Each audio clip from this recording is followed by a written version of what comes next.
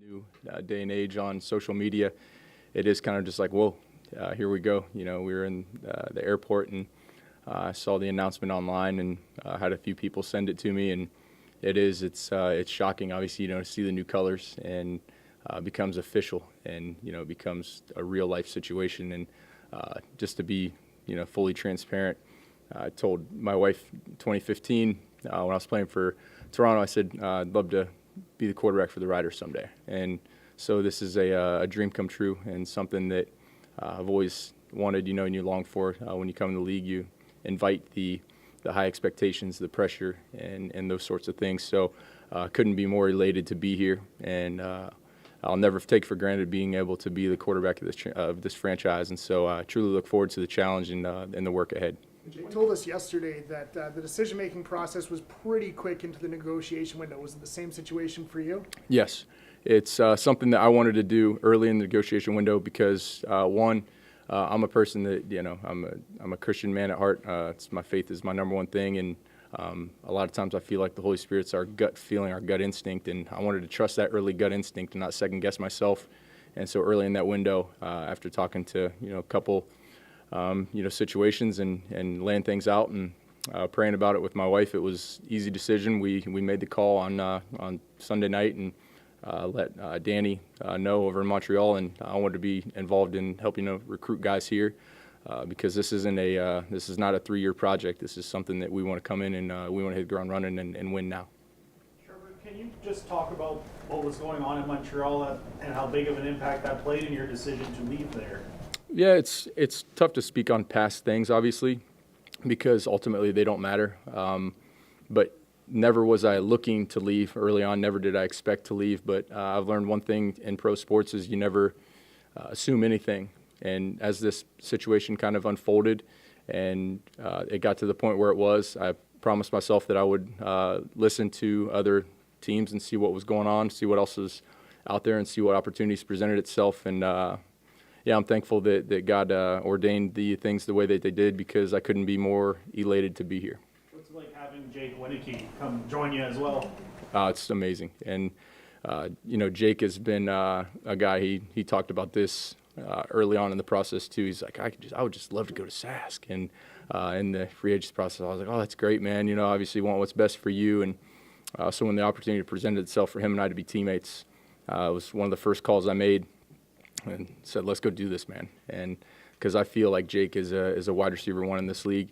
And last year was asked in our offense to do things that, weren't route running. And, for him to be in a situation where he can go out there and run routes. And he's one of the best route runners I've been around, one of the smartest receivers I've ever been around. And to watch him be able to work in man coverage, be able to find spots in zones, reminds me a lot of Brad Sinopoli and somebody that I was familiar with really quickly. And I really look forward to watching Jake this year. You really expand, his game and things that he can do and show his strengths. Trevor, why did you choose Saskatchewan? You said it was a dream come true, but what stood out to you about coming here and playing for the Roughriders?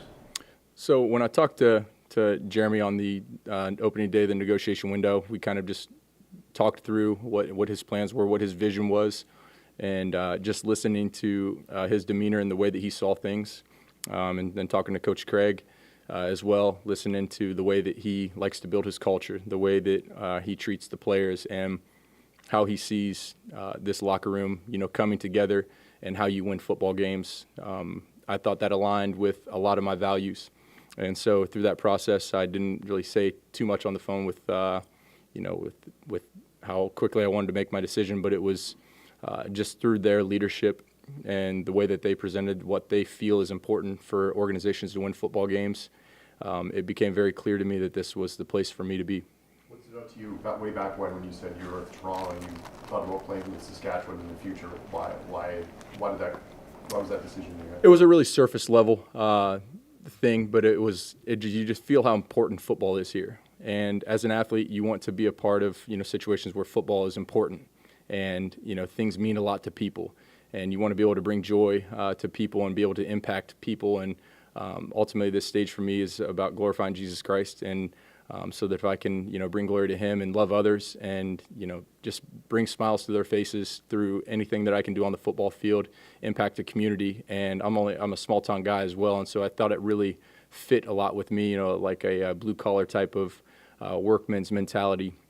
I just feel like it was a great fit for me, but that was a surface level thing. But as I get closer and closer to it, I realized it was even better fit than I thought.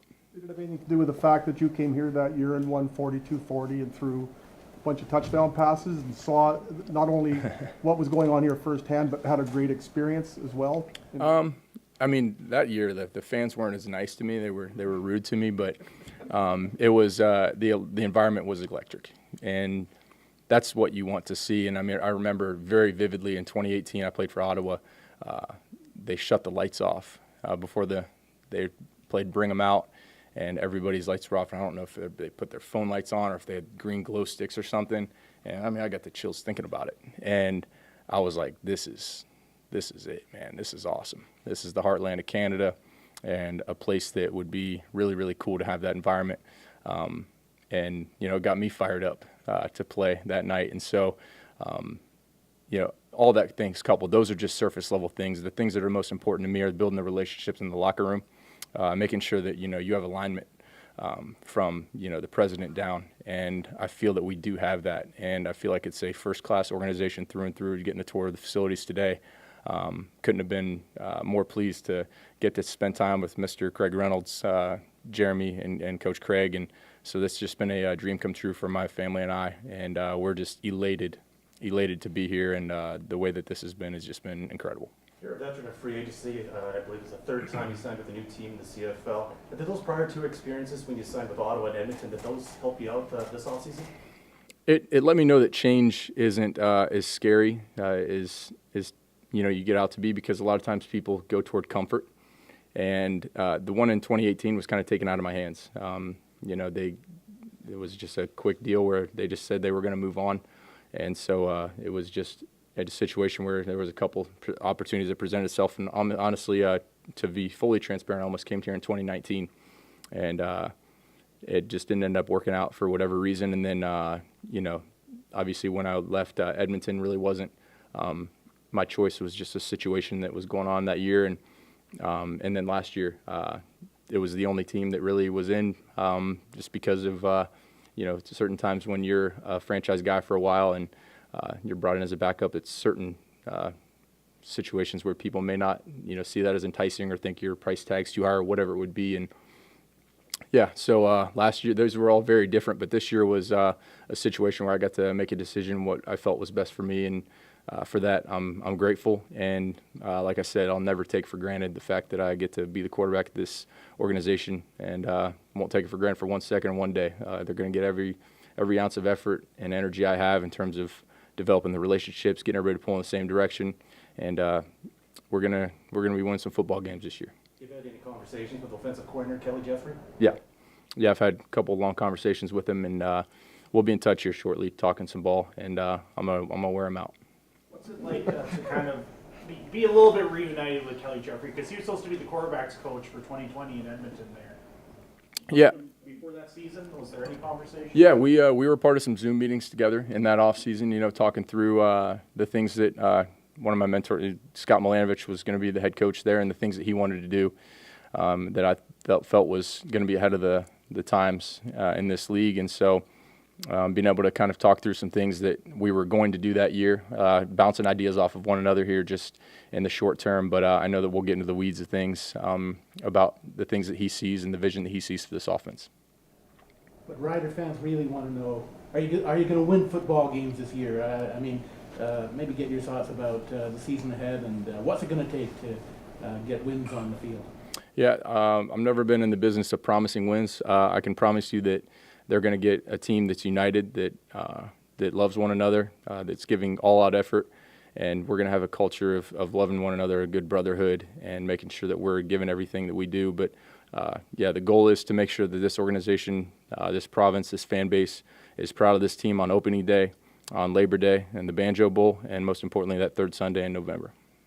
Trevor, we both know that Craig and Jeremy are on one-year deals. You signed a multi-year deal. Did that come into your thought process, any of it, coming in a new deal? No, because I feel like if you trust the process instead of thinking about the end goal, I feel like those things will take care of themselves. And I believe in those guys. I believe in Coach Craig. I believe in Jeremy. I believe in Craig Reynolds. And I think that my vision is that we're here for a long time together, and we can create a lot of great memories here in the prairies and get this fan base rejuvenated. And yeah, I'm excited. I feel like hopefully we get a lot of ticket sales going for these fans, because we want to go out there and put on a show for them, but we don't ever want to lose sight of what the process of that is, because you don't just go out there and just say we want to win football games and it happens. You have to have a process and a system to believe in, and go through it one day at a time and understand that it's about the aggregate of marginal gains, and it's about who you're becoming in the process and what type of team we're becoming in the process. And all of those things, the common denominator is the process. It's not about any sort of outcome. If you surrender the outcome and just focus on the day-to-day work, that's where the true magic can happen. You also know the offensive line had some struggles last year. Did you look at and study that, and what do you think maybe they can address, or can you have any input into that? Or? Yeah, I think there's a lot of things that go into football in general, and we could probably talk for hours. Maybe we will someday over coffee. There's a lot of things that go into quarterbacks getting hit. Sometimes quarterback can hold on to the ball too long. Sometimes the offensive line has a miscue. Sometimes they get beat. Sometimes the receivers are covered up, and those are called coverage sacks. And so DBs can cover things up, and you got to get through to your fourth read. And sometimes it's tough to hold up now. There's some good defensive linemen in this league, and so it's my job and duty to make sure that I'm getting the ball out of my hands quickly, making quick decisions, being efficient with the football, moving the chains, staying on the field, giving our defense a break so that we can give Lanier and Pete Robertson, those guys, the rest that they need, so they can go out and pin their ears back and get us the ball back, and then we can be leading the league in sacks. Your wife's, how do you spell Kelsey, your wife's name? Kaylee, K-A-L-I-E, just like Katie, but with an L. You have children? Mm-hmm. I have two kids. One's a 6-year-old boy, just turned 6 about 2 weeks ago. I have a 2-year-old that turns 3 March 3rd. And then we've got one on the way. She's about 6 months pregnant now. So she'll be due at the end of May. What's your son's name? Oldest one is TJ. His name's Trenton, but Trenton James, and so we call him TJ. And the youngest is Trace. Trace? TJ and Trace. Are you planning to move here with them? Yes, they're gonna be coming up with me for the season. There have been many stories told, especially during the free agent period, about how intense your workouts are. And some people have even drawn parallels to the Tom Brady regiment. Is it that crazy, or what can you tell me about your routine? It's I would say the intensity is different from when I was 23 or 24, but the intention is really what's been the most important thing for me. Is it's changed, in terms of the pre-tissue work, the tissue work during the workouts, the making sure that you're lengthening and softening the muscle tissue after your workouts so that you can stay pliable. A lot of times, I guess the best way to describe it is if you see an 8-year-old kid fall down, they just get up and run, and they're fine. But the older you get, you fall down, you get up, and even when you stand up from a chair, but it's because your muscles can lose the pliability, and that's something that Tom Brady has kind of really popularized, I guess. And a few years back, I just thought I might as well, spend some resources figuring out what this guy is doing, because he knows something. And I wanted to be able to extend the prime years of my life in terms of playing football, and I just never wanted physical deterioration to be why I stopped playing this game. I always wanted it to be because I didn't want to do it anymore. And so that's really been my vision with that, is just trying to make sure that I can stay in my prime for long enough to where the desire to play the game goes away before my physical deterioration. And it's very meticulous, I would say, and maybe not as intense, but the number, you maybe do 2 or even 3 workouts a day sometimes, but it doesn't necessarily mean like you're grinding yourself to a pulp every workout. So 45 is your goal? 1 year at a time. You just never know where God has you in His plans and what He has for you, but 1 year at a time.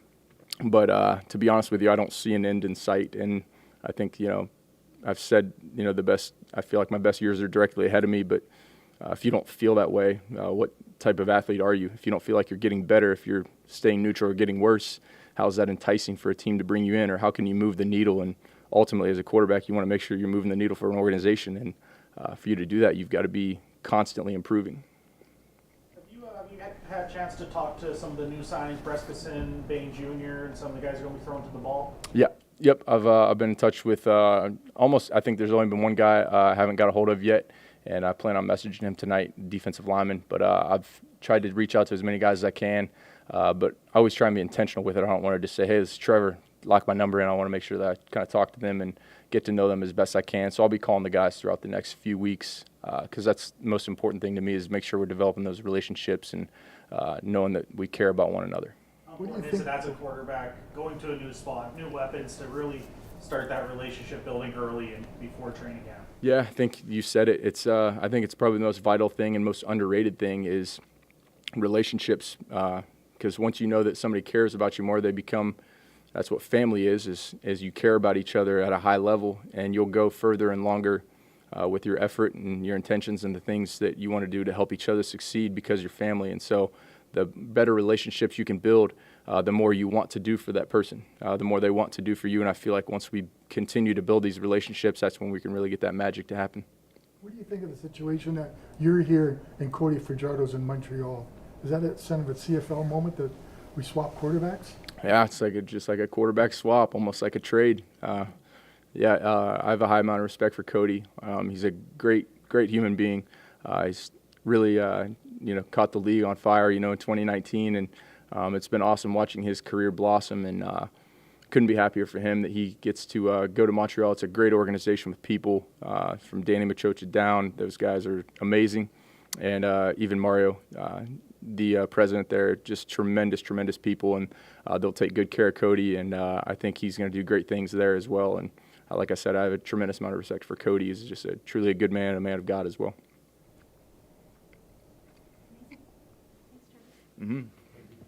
Thanks, guys.